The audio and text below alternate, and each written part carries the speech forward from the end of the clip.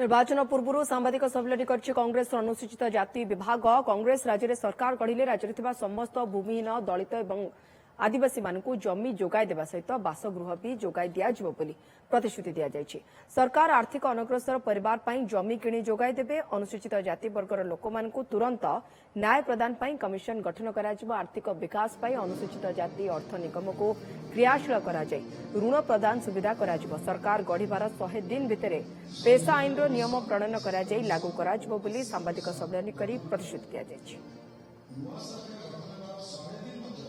कांग्रेस सरकार को आसिले एक गरीब मुक्त ओडिशा गठन करा जिवो। गरीब मुक्त ओडिशा एवं समस्ते आज 25 वर्ष शासन काल में जो माने आज भूमिहीन घर खंडे नहीं मुक्त आकाश तले से माने बसवास करुछंती मुक्त आकाश तले जीवन यापन करुछंती तांको समस्त को जमी जोगाई देवा सहित घर मध्य जोगाई दिया जिवो।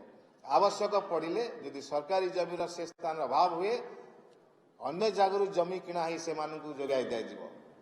यह मुख्य संकल्प ओडिशा रे। ओडिशा गरीब मुक्त हब।